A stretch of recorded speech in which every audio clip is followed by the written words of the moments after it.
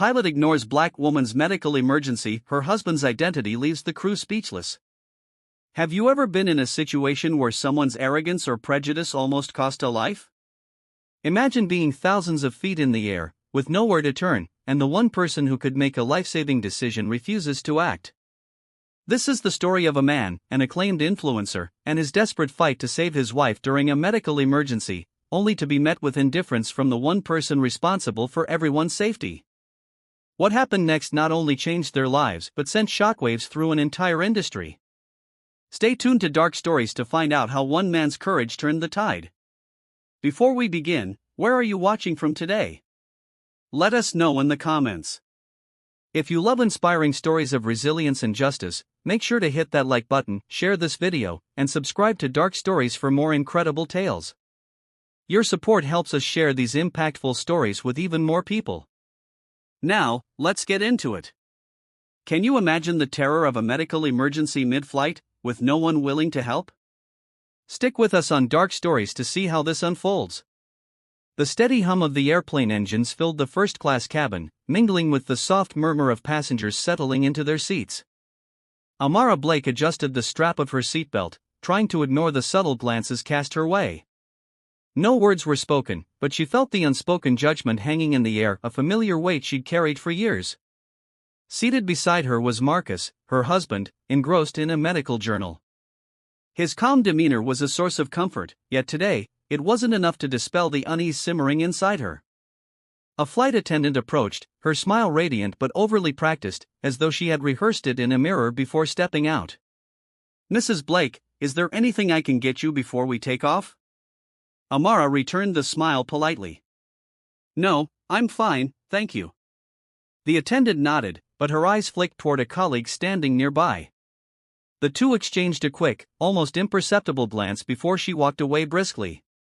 It was subtle, but unmistakable.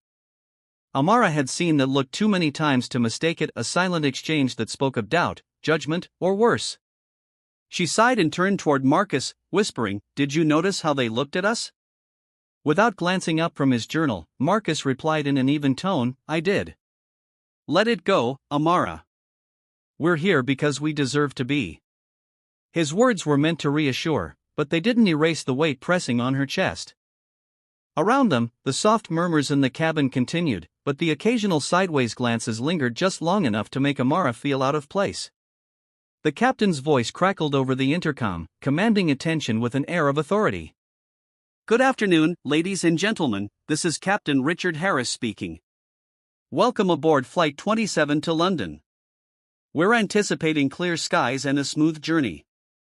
Please sit back, relax, and enjoy the flight." The tone was professional, but carried a faint edge of condescension.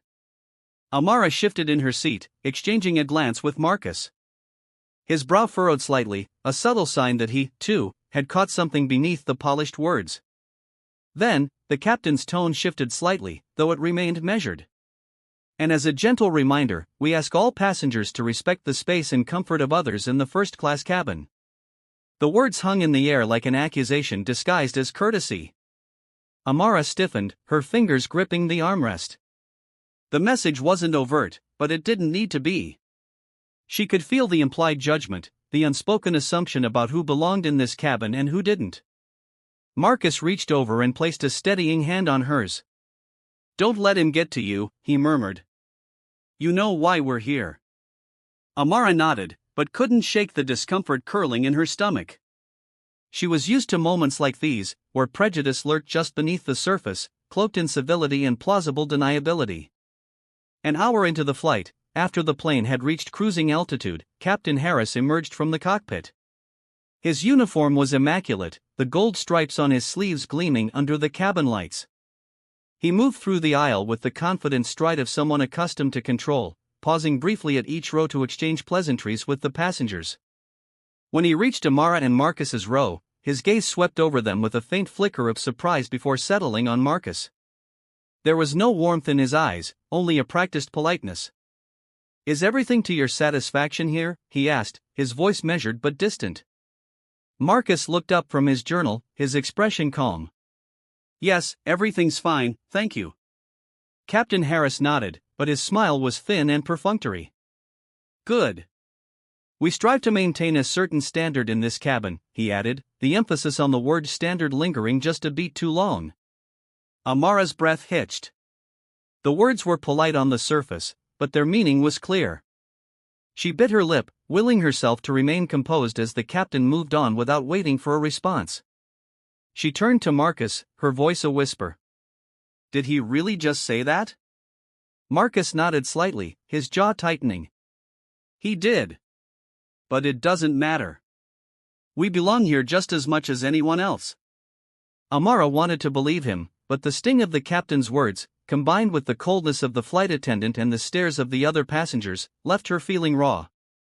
It wasn't what they said aloud that hurt the most, it was the quiet ways they communicated that she didn't belong. The judgment hidden behind polite smiles, the disdain masked by professional tones, it was all designed to make her question herself. She took a deep breath, forcing herself to focus on the horizon visible through the window. High above the clouds, they were all supposed to be equal, yet even here, prejudice found its way into the cracks. Amara clenched her fists, a simmering resolve building inside her. If the world wasn't ready to give her the respect she deserved, she would take it, no matter the cost. The airplane soared through the skies, steady and unyielding, its course unbothered by the tension brewing within its cabin. Amara shifted in her seat, an ache beginning to form at the base of her chest. At first, she thought it was just discomfort from sitting too long, but as the minutes passed, the feeling deepened, spreading like ripples in water. She glanced at Marcus, who had returned to his journal, the pen in his hand moving with meticulous precision. She hesitated to disturb him. It wasn't unusual for her to experience minor aches when traveling, but this felt different. Deeper. Sharper. And more persistent. She shifted again, hoping the sensation would pass. Amara, Marcus's voice broke through her thoughts, soft but attentive. He hadn't even looked up from his journal, but he always seemed to sense when something wasn't right. What's wrong? She forced a small smile, shaking her head. It's nothing, Marcus. Just a little discomfort. Probably the air pressure. He placed the pen down and turned to face her fully, his gaze sharp and searching. Discomfort where? Amara hesitated. She knew that look, the physician in him was already at work, analyzing every subtle movement, every flicker of expression on her face.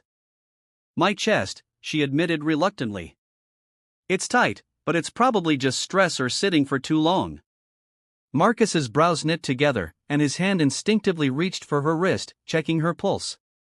His expression didn't shift, but she could tell he was already calculating possibilities in his mind. We're going to monitor this, he said, his tone calm but decisive. Let me know if it gets worse.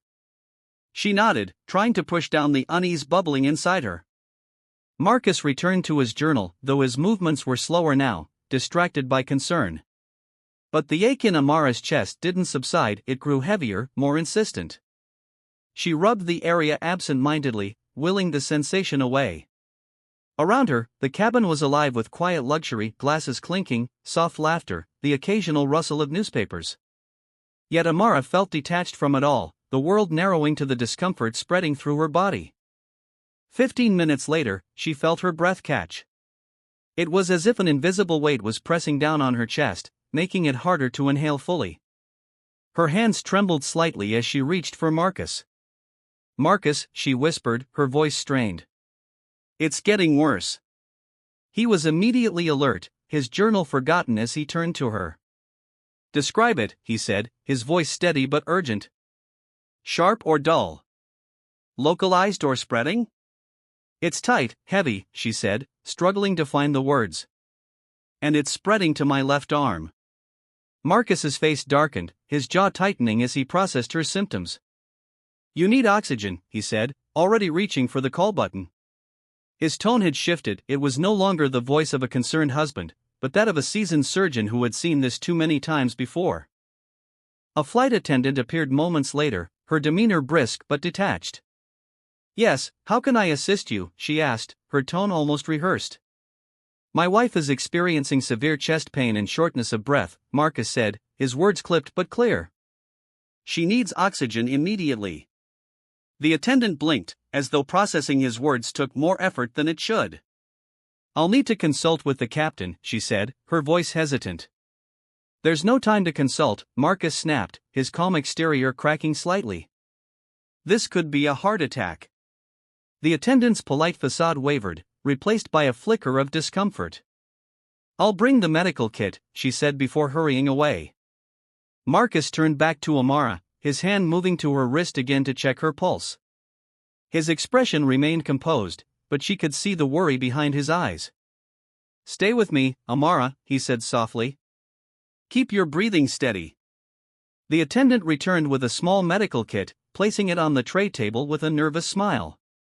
Marcus opened it quickly, his hands moving with practiced efficiency. His expression grew grim as he surveyed the limited contents. This isn't enough, he muttered under his breath. She needs more than this. The attendant hovered nearby, shifting uncomfortably. I've informed the captain, she said, but he's unlikely to approve a diversion unless it's a confirmed emergency. Marcus looked up sharply, his voice dropping into a dangerous calm.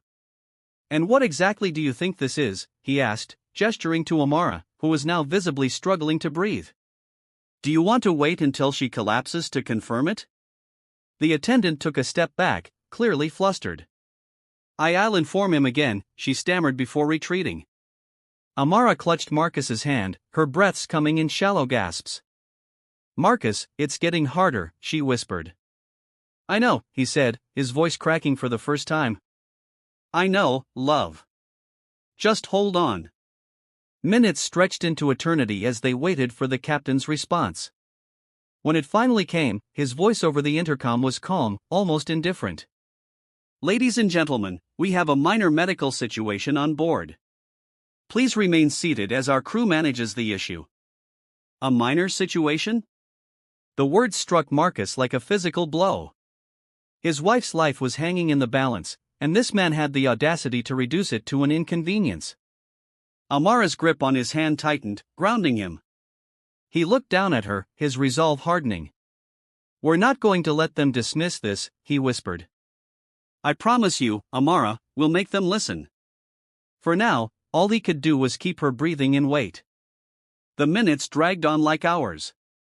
Amara's breaths were shallow now, her chest rising and falling unevenly. Marcus stayed by her side, his hand firm on hers, his other hand hovering protectively over the flimsy medical kit they had been given. It was little more than a token gesture, an insult disguised as assistance. He clenched his jaw, suppressing the storm brewing inside him. He needed to stay calm for her.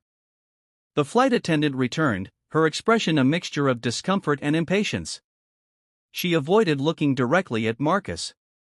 The captain says we're unable to divert the flight unless it's an absolute emergency. He's monitoring the situation from the cockpit. Marcus straightened, his voice ice-cold. Monitoring the situation from the cockpit? Does he have a medical degree I'm unaware of? The attendant flinched, her forced professionalism faltering. Sir, I understand your concern, but the decision lies with the captain. No, you don't understand, Marcus snapped, his voice cutting through the murmurs of the cabin. My wife is showing clear symptoms of a heart attack, a life-threatening condition. Every minute we delay increases the risk of permanent damage or worse. Amara squeezed his hand weakly. Marcus, please, she murmured, her voice barely audible. She didn't want to cause a scene, but Marcus wasn't listening anymore. His focus was singular, keeping her alive.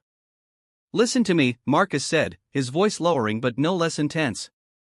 She needs oxygen and immediate medical attention. If we can't land, then I need your crew to assist me properly. Where's the defibrillator? Where's the supplemental oxygen? Do you even have them on board? The attendant hesitated, her hands fidgeting with the hem of her uniform. I'll check, she said, retreating once again. The whispers in the cabin grew louder now. Passengers leaned toward one another, exchanging concerned or disapproving glances. Some appeared genuinely worried, while others seemed irritated by the disruption to their otherwise serene flight. A man a few rows ahead turned around, his face set in a scowl. Can't they just handle this quietly, he muttered to his seatmate, loud enough for Marcus to hear. Marcus ignored him, his attention fixed on Amara. She was pale now, beads of sweat forming on her forehead, her lips parted as she struggled to pull in enough air. "Marcus," she whispered again, her voice trembling. "It hurts." A wave of helplessness washed over him, but he pushed it aside. He couldn't afford to falter, not now. "I'm here," he said softly, brushing a damp curl away from her face. "I've got you, Amara. Just hold on a little longer." The flight attendant returned, this time with a small oxygen tank. Marcus took it immediately, his practiced hands attaching the mask and adjusting the flow. He watched Amara's face closely, his heart pounding as he willed the oxygen to ease her pain. But he knew it wasn't enough, not even close. "She needs better care than this," he muttered under his breath. Just then, Captain Harris's voice crackled over the intercom again. "Ladies and gentlemen, we thank you for your patience as we manage a minor medical issue on board. Please remain seated and allow our crew to continue serving you." A minor medical issue? Marcus's fist tightened around the oxygen mask's tubing. The dismissiveness, the indifference, it was infuriating. He glanced at the attendant, whose face was flushed with embarrassment. Clearly, she didn't agree with her captain's handling of the situation, but she said nothing. "Tell your captain this is not a minor issue," Marcus said sharply. "This is a matter of life and death, and if he doesn't take it seriously, I'll make sure the airline does when we land." The attendant nodded quickly, disappearing once more. Marcus doubted she'd say anything that would sway Harris, but he didn't care. His priority was Amara. The murmurs in the cabin reached a crescendo when another passenger, a middle-aged woman with a kind face, stood up and approached. "Is she all right?" the woman asked, her voice filled with genuine concern. Marcus hesitated, his pride warring with his desperation. Finally, he nodded. "She's stable for now, but she needs more than what they're giving us." The woman glanced toward the cockpit door, her brows knitting together. "I'll talk to them," she said firmly. "This is unacceptable." Before Marcus could stop her, she marched down the aisle, her heels clicking against the carpet. Several passengers watched her go, their whispers turning into murmurs of curiosity. Finally, "Someone's doing something," another voice muttered nearby, this time with a note of solidarity. Marcus turned back to Amara, who was watching the exchange with tired eyes. "You're causing a stir," she said weakly, a faint smile tugging at the corners of her mouth despite her pain. He chuckled softly, though there was no humor in it. "Good. Maybe a stir is exactly what they need." Minutes later, the woman returned, her face tight with frustration. "He's refusing to land," she said, her voice low but seething. "He claims it's against protocol unless the situation becomes critical." Marcus's jaw clenched, his mind racing. He looked down at Amara, who was struggling to stay awake, the faint pulse he felt under his fingertips weaker than before. He couldn't wait for Harris to decide her life was worth disrupting his schedule. "Thank you," he told the woman. "I'll handle it from here." She nodded, placing a comforting hand on his shoulder before returning to her seat. Marcus leaned close to Amara, his voice steady but fierce. "You're going to be all right, Amara. I don't care what it takes, I'll make sure you're all right." Amara's hand weakly gripped his, her lips moved, but no sound came out. He leaned closer, his heart pounding. "Stay with me," he whispered. "I need you to stay with me." As the plane continued its steady course across the Atlantic, Marcus's resolve hardened into something unbreakable. The flight wasn't over yet, and neither was this fight. The cabin felt heavier than the air outside the plane, the tension so palpable it pressed against Marcus's chest as surely as the oxygen mask pressed against Amara's face. Her breaths were shallow and uneven, each one a struggle that pierced through his calm facade. He wiped the sweat from her brow, his hand trembling slightly despite his best efforts to appear composed.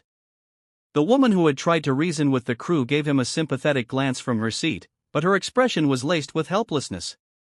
Around them, the other passengers grew more restless, their murmurs oscillating between curiosity and frustration. But none of it mattered to Marcus. The only thing that mattered was Amara. "Amara," he said softly, his voice barely above a whisper. "Can you hear me?" Her eyes fluttered open briefly, glassy with exhaustion. She nodded faintly, the small motion enough to send relief and dread coursing through him in equal measure. The flight attendant returned, this time avoiding Marcus's gaze altogether. She moved to the aisle beside him, her posture stiff and uncertain. "The captain insists we continue to our destination," she said quietly, as though the words themselves would dissolve if spoken softly enough. "He says landing early could disrupt international air traffic." Marcus's head snapped up, his eyes narrowing. "Disrupt air traffic?" His voice was calm, but there was a dangerous edge to it now. "My wife is dying in your cabin, and he's worried about air traffic?" The attendant's face flushed red. She opened her mouth as if to respond, but no words came. Instead, she stepped back slightly, clutching her clipboard like a shield. "Tell your captain," Marcus continued, his voice rising now, "that if he values his career, he will prioritize my wife's life over his schedule." A few passengers stirred, their murmurs growing louder. Someone muttered, "He's right," while another added, "They can't just ignore this." The tide of the cabin seemed to shift, support beginning to bubble up in hushed tones. The attendant hesitated for a moment longer before turning and hurrying toward the cockpit. Marcus watched her go, his hand still firmly holding Amara's. Her breaths were growing more labored, and her complexion had taken on an ashen hue. He squeezed her hand gently, leaning closer. "Stay with me, Amara," he whispered. "We're going to get through this. I promise." The minutes crawled by, each one more excruciating than the last. Marcus's mind raced with possibilities, calculating and recalculating what could be done with the limited resources available. The oxygen mask was helping, but not enough. Her pulse was too weak, her breaths too shallow. She needed a hospital, needed professionals and equipment that he couldn't conjure out of thin air. The cockpit door finally opened, and Captain Harris stepped into the cabin. His presence immediately drew attention, heads turning toward him like sunflowers to the sun. But there was no warmth in the way the passengers looked at him, only thinly veiled judgment. He strode down the aisle, his crisp uniform immaculate, his expression composed but exasperated. When he reached Marcus, he crossed his arms, towering over him. "I understand your frustration," Harris began, his tone patronizing, "but I must remind you that this is a controlled environment, and we have protocols in place for situations like this." Marcus stood slowly, his full height nearly matching Harris's. His calm demeanor had evaporated, replaced by a cold fury that silenced the murmurs around them. "Protocols?" Marcus repeated, his voice low but sharp. "Your protocols are putting my wife's life at risk. Do you even understand the gravity of this situation?" Harris's jaw tightened. "I have a responsibility to the safety of all passengers on board." "Diverting the flight would save her life," Marcus interrupted, his voice cutting through the captain's like a scalpel. "Or do you plan to explain to the airline how you allowed a passenger to die under your watch because you didn't want to inconvenience yourself?" Harris's composure faltered for a moment, a flicker of uncertainty passing across his face. But he recovered quickly, his tone hardening. "I will not be threatened," Harris said firmly. "I've made my decision. This plane will continue to its destination." Before Marcus could respond, a voice cut through the tense silence. "Unbelievable," said the woman who had spoken up earlier. She rose from her seat again, her expression a mixture of anger and disbelief. "This man's wife is in danger, and you're standing here arguing about protocols? What kind of captain are you?" Another passenger chimed in, a younger man seated near the window. "She's right. You can't just ignore this. Divert the plane." The murmurs swelled into a chorus of agreement, passengers turning to one another with shared outrage. Marcus watched as the tide shifted, the weight of public opinion bearing down on the captain. Harris's face darkened, his authority slipping in the face of growing dissent. He looked around the cabin, clearly calculating his next move. Finally, he straightened his shoulders, his voice colder than ever. "This is my decision, and it is final," he said. "If you continue to disrupt the flight, I will have no choice but to involve authorities upon landing."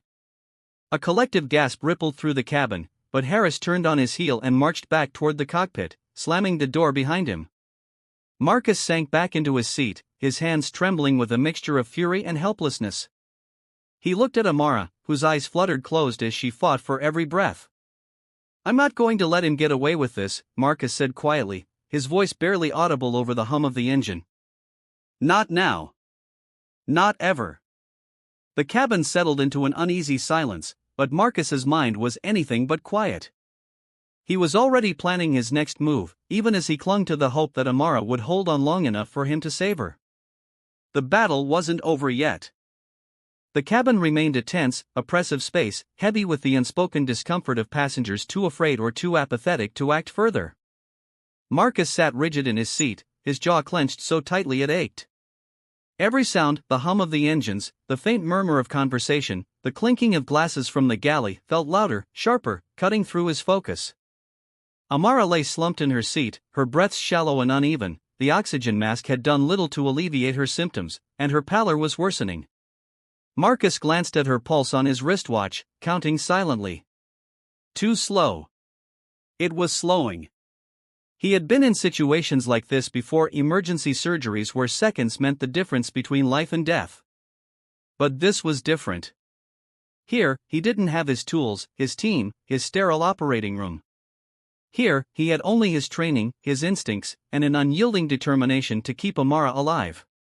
The flight attendant appeared again, her hands clasped tightly in front of her, a look of uneasy guilt etched on her face. Marcus barely glanced at her, he had no patience left for her rehearsed apologies or the captain's indifference. Sir, she began tentatively, her voice barely above a whisper, the captain insists that we're following standard protocol. He won't authorize a diversion.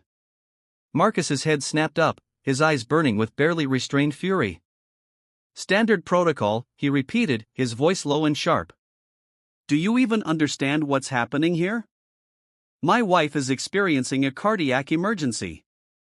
Every second you waste puts her life at greater risk. The attendant flinched but didn't move. Her lips parted as though she wanted to argue, but she thought better of it. She took a hesitant step back. I'll speak to him again, she stammered.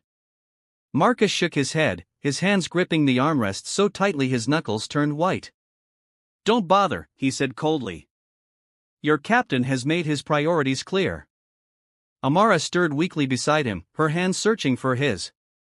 Marcus immediately took it, his fingers warm and firm around hers. Her eyelids fluttered open, revealing glassy eyes that struggled to focus. Marcus, her voice was barely audible, a rasp that seemed to come from deep within her chest. I'm here, he said, leaning closer. I've got you. Just hold on, Amara. You're stronger than this. She tried to smile, but it was faint, more like a flicker of light struggling against a growing darkness. I don't want to cause trouble, she whispered. Marcus's throat tightened, a sharp ache blooming in his chest. Even now, with her life hanging in the balance, she was worried about being an inconvenience. It was a sentiment he had seen her carry too many times, a quiet resilience forged by years of enduring subtle and overt prejudice. You're not causing trouble, he said, his voice firm but soft. You're fighting, and I'm fighting with you. Her hands squeezed his weakly before her eyes fluttered closed again. Panic flared in Marcus's chest, but he forced himself to stay calm. She was still breathing, just barely. The murmurs among the passengers grew louder. Marcus could feel their eyes on him, and Amara could sense their unease growing with every passing second. Another passenger, a young man in his 20s, leaned forward from a few rows back. Is she going to be okay? He asked hesitantly, his face pale. Marcus turned his head slightly, his voice tight. Not if this plane doesn't land soon. The man swallowed hard, his gaze flickering toward the cockpit. Isn't there something we can do? Force them to land or something? Marcus didn't answer. What could they do? He was a man used to wielding control, but here, in this metal tube miles above the ground, that control had been stripped away. As if on cue, the cockpit door opened again, and Captain Harris stepped out. This time, his face was flushed with frustration, his lips pressed into a thin line. He marched down the aisle, stopping just short of Marcus's row.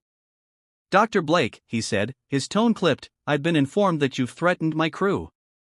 I must insist that you. Marcus rose slowly, his full height making Harris take a step back. Threatened your crew?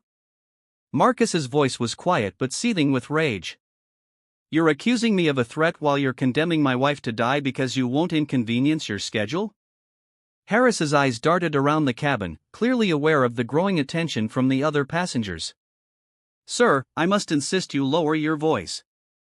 We're managing this situation to the best of our ability. Marcus let out a sharp, bitter laugh. Managing? You call this managing? My wife is dying because you refuse to do your job. You have the authority to save her, and you've chosen not to. The tension in the cabin was suffocating now. Passengers were no longer whispering, they were openly watching, their expressions a mix of outrage and disbelief. A woman across the aisle stood up, her voice ringing out. He's right. This is inhumane. Land the plane. A chorus of agreement followed, voices rising in defiance against the captain's authority. Harris's face darkened, his composure faltering. This is my plane, he said, his voice rising. I make the decisions here.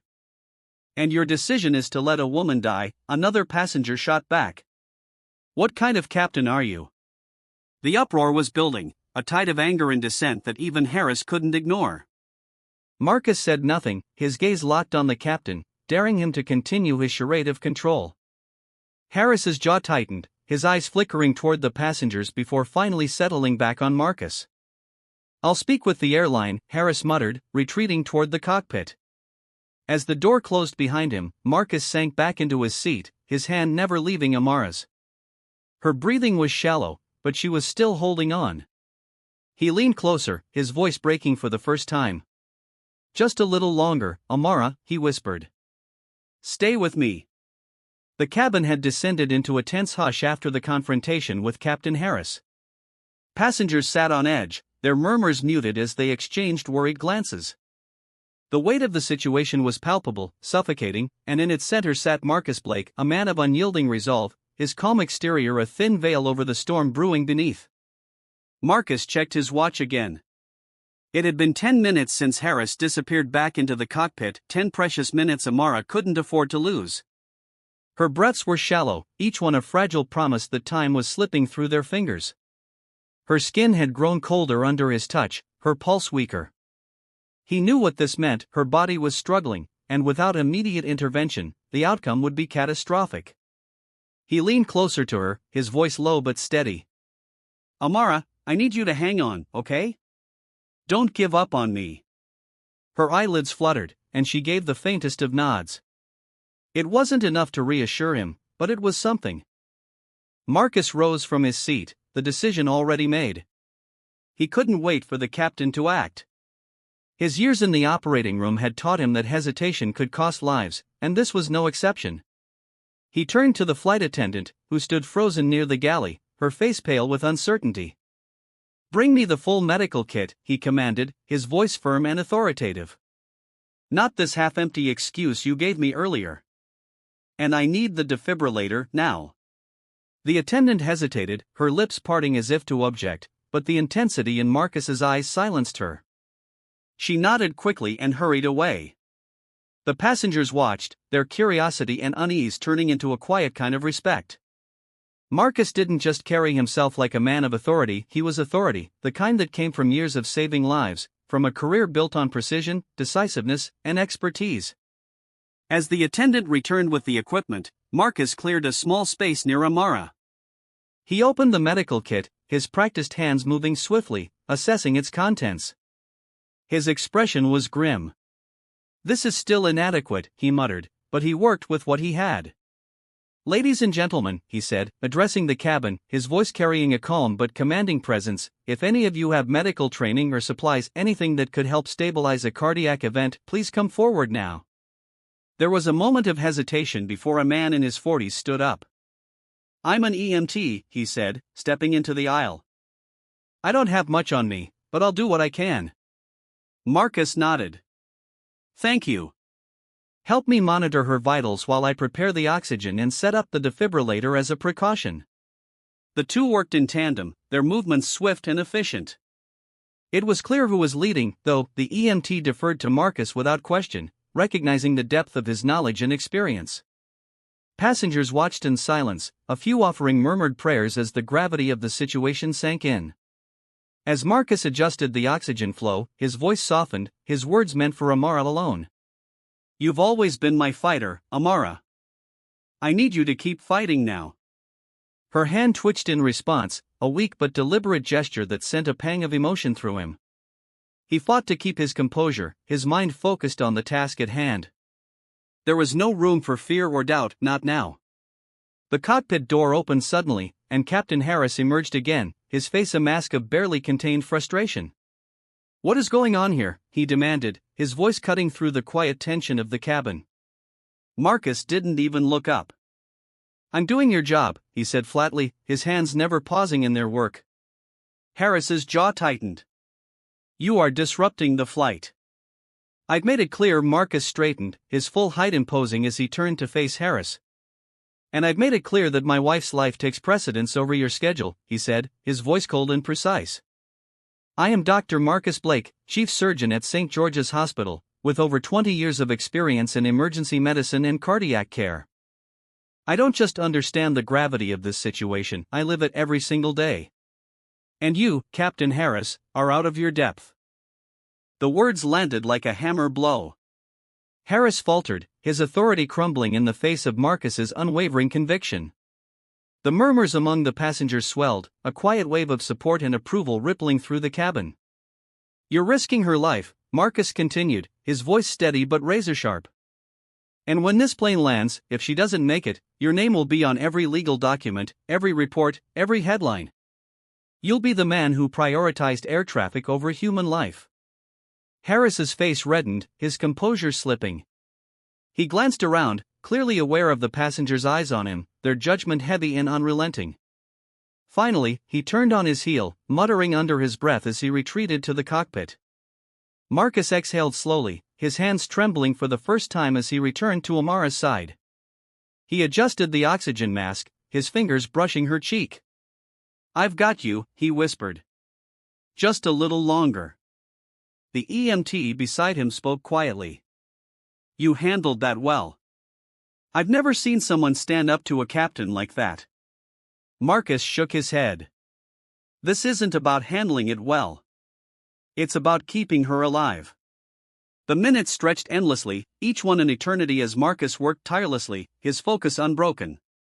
Around him, the passengers watched in silence, their respect for him growing with every passing moment. Here was a man who wouldn't back down, who wouldn't accept defeat, not for his wife, not for anyone. And though the flight still hadn't diverted, the atmosphere in the cabin had shifted. The passengers were no longer passive observers, they were allies, their quiet support lending strength to the battle Marcus fought with every breath Amara took. The cabin remained unervingly silent, save for the steady hum of the airplane engines and the faint hiss of the oxygen mask covering Amara's face. The tension in the air was thick, almost suffocating, as though every passenger was holding their breath, waiting for something, anything, to happen. Marcus sat beside his wife, his hand resting on hers, feeling the faint warmth of her skin. Her pulse, though weak, was still present, a fragile thread tethering her to him. He couldn't take his eyes off her face, pale and drawn, her usually bright eyes now closed in a fight for strength. "You're still with me, Amara," he whispered, as much to reassure himself as to encourage her. "I know you are." The EMT seated beside him broke the silence. "Her pulse is faint," he said quietly, his tone measured but concerned. "We're stabilizing her, but she's on borrowed time." Marcus didn't respond immediately. He knew the EMT was right, knew the signs too well. Amara was slipping closer to the edge with every passing moment, and the tools at his disposal weren't enough to pull her back. He glanced at the defibrillator they had set up as a precaution, the small, portable device a last resort he hoped he wouldn't need. He adjusted the oxygen mask again, ensuring it fit snugly over her face, his movements precise and deliberate. "She's going to make it," Marcus finally said, his voice steady but laced with a quiet desperation. "I promised her she would." The EMT hesitated, then nodded. "If anyone can pull her through, it's you." The cockpit door opened once more, and Captain Harris emerged, his face tight with frustration and weariness. He paused at the edge of the first-class cabin, surveying the scene before him. Marcus didn't look up, his attention fixed on Amara, but he felt the captain's presence like a shadow looming over him. "What's her status?" Harris asked, his tone clipped. Marcus's head snapped up, his gaze cutting into the captain like a blade. "Her status," he repeated, his voice low and cold. "Her status is critical. She needs a hospital, not this tin can and your lack of humanity." Harris stiffened, his jaw tightening. "I understand your frustration, doctor, but as I've said, you understand nothing," Marcus interrupted, his voice rising slightly. He stood, towering over Harris, his presence commanding. "Do you know what it's like to hold someone's life in your hands? To know that every second matters, and that one wrong decision could cost them everything? No, you don't. You sit in that cockpit, shielded by your protocols, while my wife fights for her life." Harris opened his mouth to respond, but Marcus didn't let him. "You're a captain, act like one. Lead. Make the hard choice and land this plane. Or are you so consumed by your pride that you'd rather let her die?" The cabin was silent, every passenger watching the confrontation with bated breath. Harris's face reddened, his composure slipping under the weight of Marcus's words. He glanced around, clearly aware of the passengers' judgmental stares. "Fine," Harris finally said, his voice begrudging. "I'll contact the nearest airport and request an emergency landing." The words hung in the air like a lifeline, a flicker of hope piercing the oppressive tension. Marcus didn't thank him, didn't acknowledge the concession. He simply turned back to Amara, his hand finding hers again. "We're landing soon," he murmured. "Just hold on a little longer, Amara. We're almost there." Her eyelids fluttered, and she gave the faintest of nods. Marcus's chest tightened with emotion, but he forced himself to stay focused. There was still work to be done. The flight attendants moved with renewed urgency, preparing the cabin for an unscheduled landing. The intercom crackled, and Harris's voice came on, flat and formal. "Ladies and gentlemen, we will be making an emergency landing at the nearest airport. Please remain seated and follow the instructions of the crew." A ripple of relief passed through the passengers, their murmurs quieter now, tinged with hope. The young EMT beside Marcus nodded. "Good call," he said. "She has a fighting chance now." Marcus didn't reply, his focus entirely on Amara, monitoring her pulse, her breathing, every small detail that might give him an edge in this battle. As the plane began its descent, the cabin grew quieter, the usual hum of conversation replaced by the sound of collective anticipation. "Stay with me, Amara," Marcus whispered again, his voice steady but laced with emotion. "You're almost there. Just a little longer." Her fingers twitched against his, the small movement enough to send a spark of hope through him. He glanced at the EMT, who gave him a small nod. "She's still fighting," Marcus said softly, more to himself than anyone else. "She's still fighting." The plane touched down with a jarring thud, the sudden deceleration throwing some passengers forward in their seats. Marcus barely noticed, his focus entirely on Amara. His hands steady as he adjusted her oxygen mask and prepared for the paramedics he knew would be waiting. As the plane taxied to a stop, the captain's voice came over the intercom once more. "Ladies and gentlemen, we have arrived at the nearest airport for a medical emergency. Please remain seated until further instructions." The cabin erupted in applause, not for Harris, but for the act of landing, the culmination of a collective will to save a life. Marcus ignored it all, his world narrowing to Amara and the fight she was still waging. He leaned close, his voice low but filled with conviction. "We're here, Amara," he whispered. "You're safe now. I promised you, didn't I?" Her fingers squeezed his hand again, faint but deliberate, and Marcus felt the first flicker of relief settle over him. The battle wasn't over, but they had taken the first step, and he would fight the rest of the way no matter the cost. The cabin door opened with a metallic groan, the warm air of the airport rushing in to meet the stale, tense atmosphere of the plane. Outside, the flashing lights of emergency vehicles lit up the tarmac like beacons of salvation. Marcus sat frozen for a moment, his hand tightly gripping Amara's, his eyes fixed on her face. Her breathing was shallow but steady, a fragile rhythm he had clung to for the last grueling hour. The flight attendant appeared beside him, her voice hesitant but urgent. The paramedics are here, Dr. Blake. They're bringing a stretcher. Marcus nodded sharply, his movements precise as he adjusted the oxygen mask over Amara's face one last time. His every action was deliberate, measured, not a motion wasted. He had done everything he could on board, but now the real fight would begin. The paramedics boarded quickly, their movements efficient but respectful as they assessed Amara's condition. Marcus rattled off her symptoms, vital signs, and the timeline of her decline with the precision of a seasoned professional. He didn't allow room for error, his tone commanding and unwavering. Her pulse is weak but present, he said, his voice low but firm. She's been on supplemental oxygen for the last 40 minutes. Likely myocardial infarction. You'll need to stabilize her further en route. The lead paramedic nodded, his respect for Marcus evident. We'll take it from here, doctor. She's in good hands. Marcus hesitated, his hands still clutching Amara's.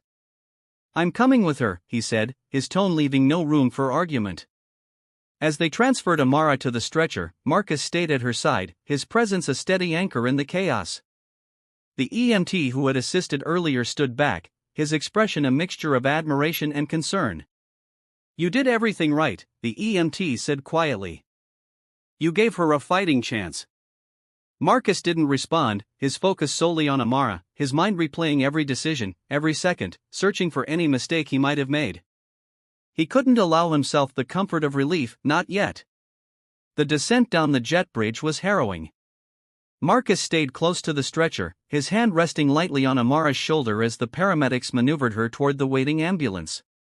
The flashing lights bathed them in harsh reds and whites. Inside, the pace quickened, the air filled with the sound of monitors beeping and voices calling out orders. Marcus was forced to stop at the edge of the treatment area, his path blocked by a nurse who looked at him sympathetically. We need space to work, she said gently. You've done everything you can. Marcus opened his mouth to argue, but the words died in his throat. He knew she was right. He had been in her position countless times, had delivered those same words to worried families. Now, for the first time, he was the one on the other side of the door. He stepped back reluctantly, his hands clenched into fists at his sides. His mind raced, replaying every moment, every decision, searching for something, anything he could have done differently. But there was nothing left to do now except wait. Time stretched unbearably. The minutes felt like hours as Marcus sat in the waiting room, his head in his hands. Around him, the world continued to turn, doctors and nurses moving with purpose, the hum of hospital machinery filling the air. But for Marcus, the only thing that existed was the closed door at the end of the hallway and the fragile hope that Amara was still fighting. He thought of their life together, the quiet mornings spent sipping coffee, the way her laughter lit up a room, the strength she carried even in the face of adversity. She was his anchor, his reason, his everything. Losing her was unthinkable. You're going to pull through, he whispered to himself. You have to. The door finally opened, and the attending physician stepped out, her expression unreadable. Marcus shot to his feet, his heart pounding in his chest. She's stable, the doctor said, her words cutting through the tension like a blade. We've placed a stent to address the blockage. She's in recovery now. Marcus exhaled sharply, the weight on his chest lifting slightly. Can I see her? He asked, his voice tight with emotion. The doctor nodded. She's still sedated, but yes. She's a fighter, Dr. Blake. You got her here just in time. Marcus didn't wait for further explanation. He followed the doctor through the corridors, his steps quick and purposeful. When he entered the recovery room, his breath caught in his throat. Amara lay on the bed, her face pale but peaceful. The steady beep of the heart monitor was the most beautiful sound Marcus had ever heard. He approached her slowly, his hand reaching out to brush a strand of hair from her face. You made it, he whispered, his voice breaking. I knew you would. He sat beside her, his fingers lacing with hers. The weight of the last hours finally caught up to him. For the first time, he allowed himself to feel the fear, the relief, the overwhelming gratitude that she was still with him. But he also felt something else, a quiet, simmering determination. This wasn't just about Amara anymore. It was about the system that had nearly cost her life, about the people who had failed her when she needed them most. And Marcus Blake wasn't a man who let things go. The steady beep of the heart monitor in Amara's recovery room brought Marcus a fragile sense of relief, but it was fleeting. The memory of the flight, the suffocating tension, the indifferent captain, the dire decisions he had been forced to make still loomed over him like a storm cloud. As he sat beside her, his hand gently holding hers, he felt an unshakable resolve solidify within him. Amara was safe now, but the cost of her safety was a reckoning that had yet to unfold. 3 days later, Marcus stood in a quiet conference room at the hospital, the morning sun casting long shadows across the polished table. Across from him sat the airline's representative, a man with a crisp suit and the kind of overly rehearsed charm Marcus immediately distrusted. Beside him, a lawyer with sharp eyes flipped through a thick file of documents. "Dr. Blake," the representative began, his voice smooth but cautious, "we are deeply sorry for the distress caused to you and your wife during your recent flight. The airline takes incidents like this very seriously, and we want to assure you that." Marcus raised a hand, cutting him off, his voice calm but with steel beneath it. "Don't insult me with platitudes," he said. "This isn't about words. It's about accountability." The representative hesitated, glancing at his lawyer. "Of course, we understand." Marcus leaned forward, his gaze unwavering. "Do you? Because from where I'm sitting, your captain made a conscious decision to prioritize schedules and protocols over human life. That isn't just negligence, it's malpractice." The lawyer cleared her throat. "Captain Harris followed airline protocol." "Protocol doesn't save lives," Marcus interrupted, his voice sharp. "Action does. He had the authority to divert the flight. He chose not to. My wife's condition deteriorated because of his inaction, and that's not something you can sweep under the rug." The representative's polished demeanor began to crack. "Dr. Blake, we want to work with you to resolve this. Perhaps we could." "I don't want compensation," Marcus snapped, his frustration boiling over. "I want change. I want to make sure no one else has to go through what my wife and I endured." 2 weeks later, the story had gained national attention. The details of the flight had been shared by passengers, their accounts of Marcus's calm authority and the captain's indifference sparking outrage across social media and news outlets. Headlines blared: "Doctor saves wife mid-flight while airline fails to act" and "Captain refuses emergency landing despite cardiac emergency." The pressure on the airline mounted quickly. Public outcry demanded accountability, and the company was forced to respond. A press conference was announced, during which the CEO addressed the controversy. Marcus sat in the audience of the press conference, his expression unreadable as the CEO spoke. "We deeply regret the events that occurred on Flight 278, the CEO said, his voice carefully measured. "While our crew acted within the guidelines provided, it's clear that those guidelines failed to meet the urgent needs of this situation. Effective immediately, we are implementing mandatory retraining for all flight staff on emergency medical protocols, with a focus on prioritizing passenger safety above all else." There was a murmur of approval from the gathered crowd, but Marcus's focus was on the man standing to the side of the stage, Captain Harris. The former captain stood rigid, his face pale and drawn as the CEO continued. "In addition," the CEO said, his tone firm, "Captain Richard Harris is no longer employed by this airline. We hold our staff to the highest standards, and his failure to act appropriately does not align with our values." The words hung in the air like a verdict. Harris's shoulders slumped slightly, the weight of public condemnation settling over him. He glanced toward Marcus, his expression a mixture of resentment and defeat, but Marcus didn't look away. His gaze was steady, unyielding, a silent acknowledgement that justice had finally been served.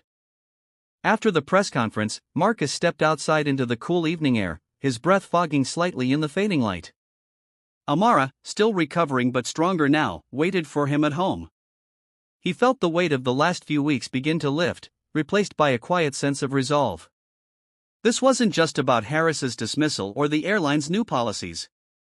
It was about the lives that might be saved in the future, the passengers who wouldn't have to fight the same battle he and Amara had fought. It was about change, real, meaningful change. As Marcus walked away from the building, his phone buzzed with a message. It was from Amara: "Come home soon. I'm proud of you." He smiled softly, his steps quickening. The fight wasn't over, not entirely, but for now, he had one, and that was enough. Justice prevailed in a way that sent a powerful message, not just for Amara, but for anyone who might face a similar fight for dignity and care. Marcus's courage and determination didn't only save his wife's life, it compelled an industry to take accountability, ensuring lives are valued over schedules and procedures. What are your thoughts on this powerful story? Have you ever seen someone fight for what's right when it mattered the most? Share your reflections in the comments below. If this story resonated with you, be sure to like this video and subscribe to Dark Stories. Don't forget to turn on notifications so you never miss more stories of courage, resilience, and justice. Thank you for watching.